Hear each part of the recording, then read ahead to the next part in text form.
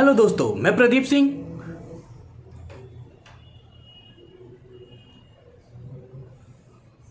Mic लगाना भूल गया था यार, फिर से एक बार। हेलो दोस्तों, मैं प्रदीप सिंह एक बार फिर से आप लोगों का ट्रिपल पी नॉलेज चैनल में बहुत बहुत स्वागत करता हूं। दोस्तों, जो आज का मैटर है ना, वो कर्ण के पुनर्जन्म के ऊपर है कि आखिर कर्ण कलयुग में पुनर्जन्म क्यों लेंगे। दोस्तों, ये वीडियो 2 पार्ट में आने वाली है। आज मैं आपको कारण बताऊंगा और कहाँ से वो जन्म लेने वाले हैं उस जगह पर जा कर के पूरा प्रूफ दिखाऊंगा जहाँ पर कर्ण दफनाए गए हैं। मेरे यहाँ से कुछ ही दूर है, उस जगह का नाम है अश्वनी कुमार। वहाँ आज भी उनकी अस्थियाँ दफनाई हुई हैं, वहाँ पर उनका मंदिर है। पूरी जानकारी मैं आपको उस मंदिर के पास जा कर के दूंगा। लेकिन अगर अभी तक आपने मेरा चैनल सब्सक्राइब नहीं किया है तो प्लीज़ चैनल को सब्सक्राइब कर लीजिए, बेल आइकन को दबा दीजिए और हाँ, शेयर करना नहीं भूलिए, जिससे कि मैं इस प्रकार की रोचक जानकारी आपके पास लाता रहूं और आपका प्यार पाता रहूं। तो आइए वीडियो शुरू करते हैं। यार, मैं तो शायर बन गया।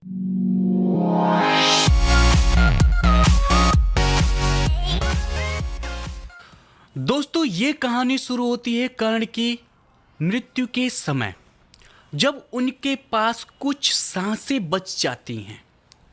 तो भगवान श्री कृष्ण, और वो अंतिम सांसें ले रहे होते हैं, और तभी भगवान श्री कृष्ण सोचते हैं कि चलो कर्ण की दानवीरता की परीक्षा ली जाए कि कितने बड़े दानवीर हैं वो। तो वो एक ब्राह्मण का रूप धारण करके कर्ण के पास जाते हैं और कर्ण से कहते हैं कि भैया, क्या आप मुझे कुछ दान पुण्य दे सकते हैं, क्योंकि मैंने सुना है कि आपके पास आया हुआ कोई भी व्यक्ति कभी खाली हाथ नहीं जाता। तो कर्ण सोचता है, उसको कुछ समझ में नहीं आता कि भैया मैं तो मरने वाला हूँ, फिर भी ये पंडित को क्या दान करूँ। उनके दिमाग में नहीं कुछ आती, लेकिन फिर ही उनको विचार आता है कि उनका एक दांत सोने का है। वो वहीं से दांत पत्थर लेते हैं, अपने दांत पे मारते हैं और वो सोने का दांत तोड़ करके भगवान श्री कृष्ण को देते हैं। लेकिन वो ब्राह्मण कहते हैं नहीं नहीं, ये सोने का दांत हमें नहीं चाहिए, कितना गंदा इस पे खून लगा हुआ है।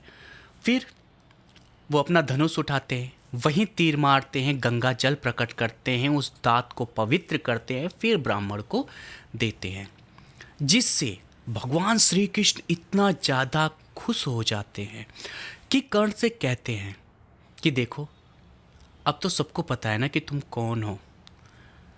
तुम मुझसे 3 वरदान मांगो और उस वरदान में ये भी मांग लो कि तुम जिंदा रहना चाहते हो, मैं तुम्हें किसी भी तरीके से बचा सकता हूँ। लेकिन कर्ण क्या कहता है कि नहीं, मैं जीवित रहना नहीं चाहता, मैं वीरगति को प्राप्त होना चाहता हूँ। और आपने मुझे 3 वरदान दिए हैं, तो उनमें से पहला वरदान मैं आपसे मांगता हूँ कि आज के बाद से कोई जाति भेद ना कर सके, आप जाति भेद को पूरी दुनिया से मिटाएंगे। और दूसरा वरदान मांगता है कि अगर मैं कभी जन्म लूं आगे, तो मैं आपके साथ रहूं, आपके शरण में रहूं और कभी पाप ना कर पाऊं। और तीसरा वरदान कर्ण का होता है, मैं भूल गया क्या था तीसरा वरदान। हाँ, तीसरा वरदान उनका होता है कि मेरी इस शरीर को वहाँ दफनाया जाए जहाँ पे कोई पाप नहीं हुआ हो।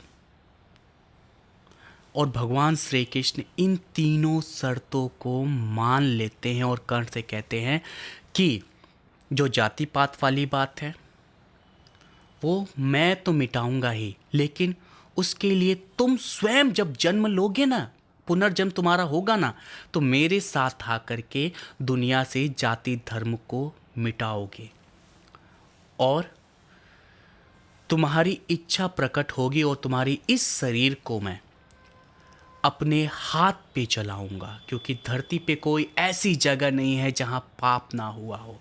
और भगवान श्री कृष्ण ने उनकी शरीर को अपने हाथों पे चलाया। तो सोचो कितने लकी थे कर्ण कि भगवान श्री कृष्ण के हाथों पे उनको जलने का मौका मिला और अर्जुन लाश का भी पता नहीं लगा था, पहाड़ से गिरे थे, उसके बाद नर्क जाना पड़ा था, लेकिन कर्ण भगवान श्री कृष्ण के हाथों पे जलने के कारण डायरेक्ट बैकुंठ धाम चले गए थे और बैकुंठ धाम से ही डायरेक्ट वो जन्म लेंगे आपके कलयुग में, कल की अवतार के समय, क्योंकि भगवान श्री कृष्ण ने उनको वरदान दिया था। एक और है जो महाभारत में बताई जाती है कि दुर्योधन ने अब कर्ण की लाश पे अपना हक बताया था और फिर उसके बाद उन लोगों ने मिल के उनको जलाया था, लेकिन असलियत में ये नहीं है, वो जला नहीं पाए थे। ये कहानी अश्वनी कुमार में साफ लिखी है पत्थरों पर। बहुत पुराना मंदिर है, वहाँ पर एक बरगद का पेड़ है जहाँ जिसको उनकी अस्थियां दफनाने के बाद लगाया गया। आज भी वो बरगद का पेड़ जीवित है कर्ण के रूप में। वो सारी चीज़ें मैं आपको वहाँ जा कर के दिखाऊंगा अगर आपका ज़्यादा से ज़्यादा कमेंट आया तो, और प्रूफ दूंगा कि क्यों रियलिटी में कर्ण जन्म लेने वाले हैं। तो दोस्तों, आज की वीडियो आपको कैसी लगी प्लीज़ कमेंट बॉक्स में बताइएगा। अगर अश्वनी कुमार का आपका वीडियो चाहिए तो वो भी बताइएगा, शेयर करिएगा, लाइक करिएगा, सब्सक्राइब करिएगा। तो मिलते हैं नेक्स्ट वीडियो में।